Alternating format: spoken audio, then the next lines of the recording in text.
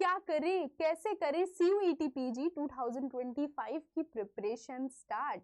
क्या पहले PYQ solve करने चाहिए या पहले सिलेबस को कंप्लीट करना चाहिए?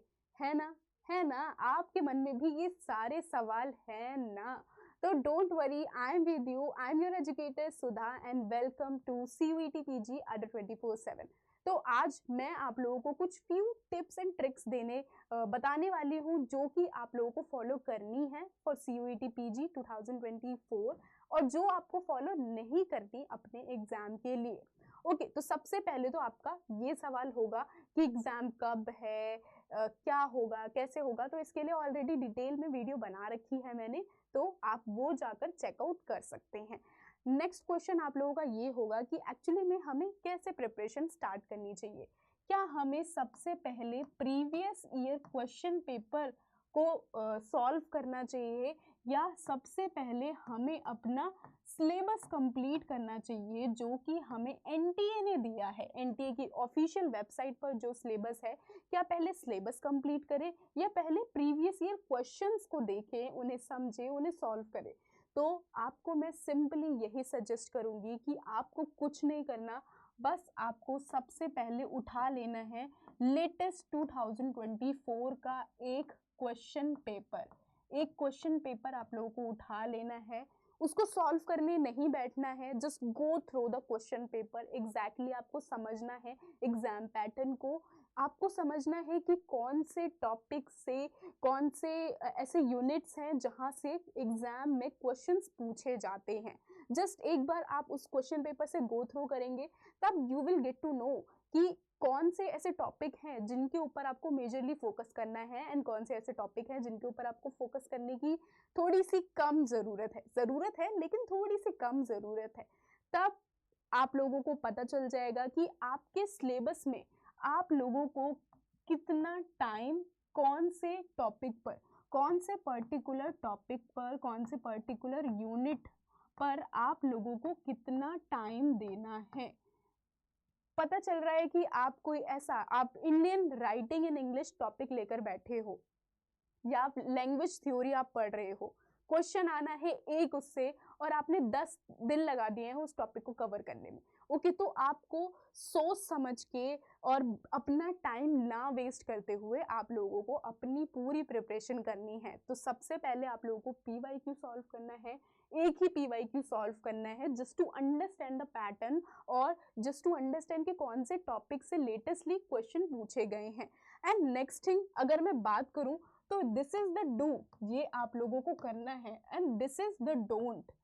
अगर आप लोग सिलेबस को कंप्लीट करने के पीछे भागोगे कि हमें सिलेबस कंप्लीट करना है, सिलेबस कंप्लीट करना है, सिलेबस पढ़ाओ, तो आप इस एग्जाम को क्रैक कर ही नहीं पाओगे। क्योंकि पहली बात तो जो आपका सिलेबस दिया है NTA ने, वो सिलेबस से क्वेश्चन आउट ऑफ सिलेबस पूछा जाता है। उस सिलेबस से क्वेश्चंस आते हैं लेकिन मेजरली आउट ऑफ सिलेबस भी क्वेश्चंस पूछे जाते हैं। तो अगर आप सिलेबस कंप्लीट कर भी लेंगे तो भी आप क्वेश्चंस के आंसर नहीं दे पाएंगे।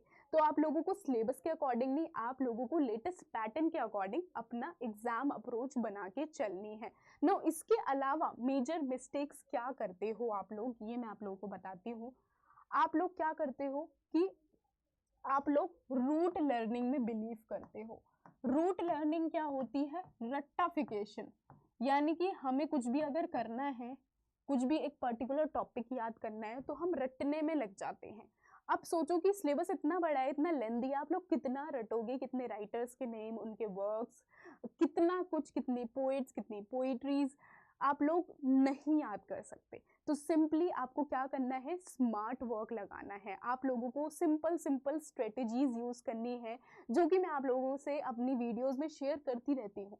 तो आप लोगों को सिंपल स्ट्रेटेजीज, थोड़ा सा दिमाग को घुमाना है, ठीक है, और दिमाग को घुमा के सोचो और तब जाकर उस चीज को समझने की कोशिश करो। क्योंकि अगर क्वेश्चन आप लोगों से पूछा जाएगा, डायरेक्ट क्वेश्चन कभी नहीं पूछा जाता, क्वेश्चन घुमा फिरा के क्वेश्चंस पूछे जाते हैं। तो उन घुमा फिरा के क्वेश्चंस को आंसर वही बच्चा दे सकता है जिसने इन डेप्थ उस कंसेप्ट को समझा होगा, वो कंसेप्ट क्लियर हुआ होगा। तो आप लोगों को रूट लर्निंग पर फोकस नहीं करना है। आप लोगों को किसके ऊपर फोकस करना है? आप लोगों को टॉपिक्स को अंडरस्टैंड करना है, समझना है, ताकि क्वेश्चन कहीं से भी आ जाए आप लोग उसका जवाब दे सके, सही से जवाब दे सके। नाउ इसके अलावा आप लोग क्या गलती करते हैं? तो इसके अलावा आप लोग गलती कर देते हैं, अपना टाइम रिवीजन में नहीं देते आप basically. Now no time for revision. क्यों टाइम क्यों नहीं देते हो रिवीजन में? क्योंकि एंड टाइम पर आप सिलेबस ही कंप्लीट करते रह जाते हो। एंड टाइम पर बच्चे सिलेबस ही कंप्लीट करते रह जाते हैं। सिलेबस कंप्लीट कर रहे हैं, हमें लगता है एंड टाइम पे अरे ये भी पढ़ ले, ये भी पढ़ ले, ये भी पढ़ ले, ये तो रह गया, ये तो इम्पोर्टेंट है, ये तो सबसे इम्पोर्टेंट टॉपिक है। लेकिन उसका क्या जो कि आप लोगों ने ऑलरेडी कंप्लीट किया है, जो कि आप ऑलरेडी 1-2 महीने से पढ़ रहे हो, वो नॉलेज जो आपने ली है ऑलरेडी, उसका क्या? उसको जब आप रिवाइज ही नहीं करोगे तो आप 2 महीने 3 महीने जो भी आपने मेहनत की है, जो भी हार्डवर्क किया है, वो सब कुछ फिनिश। तो इसीलिए आपको क्या करना है? अपना टाइम आप लोगों को न्यू टॉपिक्स पढ़ने से ज़्यादा आप लोगों को रिवीजन के ऊपर फोकस करना है, ठीक है? न्यू टॉपिक्स आप लोगों को एंड टाइम पर नहीं पढ़ने हैं, बिल्कुल भी नहीं पढ़ने हैं। न्यू टॉपिक्स को मना कर दो, हमें न्यू टॉपिक्स नहीं पढ़ने एंड टाइम पे। हमें लास्ट के 15 से 20 दिन हमें अच्छे से रिवीजन करनी है। जो भी हमारे टॉपिक्स जिनको हम ऑलरेडी कैच कर चुके हैं अपने माइंड के अंदर, उनको हमें अच्छे से रिवाइज करने की ज़रूरत है। बस ये कुछ चीज़ें हैं जो कि आप लोगों को अपनी स्टडी प्लान में फॉलो करनी है, दैट्स इट। अगर आपने इसको अच्छे से फॉलो कर लिया ना, तो डेफिनेटली आप CUET PG 2025 के एग्जाम को इजीली क्रैक कर सकते हो। बस क्या करना है? PYQ सॉल्व करने हैं, रिवीजन करनी है, प्रैक्टिस करनी है। एंड सिलेबस कंप्लीट करने के बजाय आपको किसके ऊपर फोकस करना है? आपको लेटेस्ट पैटर्न के ऊपर फोकस करना है। कहाँ से ज़्यादा क्वेश्चंस पूछे जा रहे हैं, वहाँ पर आपको फोकस करना है। ओके, रूट लर्निंग की जगह आपको अंडरस्टैंड, टॉपिक को अंडरस्टैंड करने के ऊपर फोकस करना है। तो ये 4-5 चीज़ें हैं जो कि आप लोगों को फोकस करनी है, सो दैट कि आप अपने ड्रीम कॉलेज के अंदर एडमिशन पा सके। एंड आई होप कि आपको ये वीडियो काफ़ी अच्छी लगी होगी। एंड अब इस स्ट्रेटेजी से आप अपनी CUET PG 2025 के एग्जाम की प्रिपरेशन करेंगे। ओके, तो that's it for this video. I hope you guys like this video. Do subscribe. And also अगर आप इंग्लिश लिटरेचर के स्टूडेंट हैं, LAQP 01, अगर आप पढ़ रहे हैं LAQP 01, तो व्हाट यू कैन डू, आप लोगों के लिए मेरे पास है एक ग्रेट ऑफर। आप लोग मेरे बैच क्रोनिकल के अंदर आप ज्वाइन कर सकते हैं। What you have to do, आपको जस्ट मेरा कोड अप्लाई करना है SM30। एंड जैसे ही आप इस कोड को अप्लाई करेंगे, if you want to enroll yourself in chronicles batch, तब आपको ये कोड अप्लाई करना है। इस कूपन कोड को आप अप्लाई करते हैं, तब you guys will get 30% of.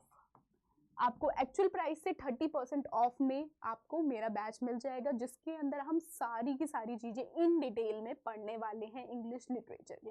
So that's it for this video. Will see you in my further lectures. Bye.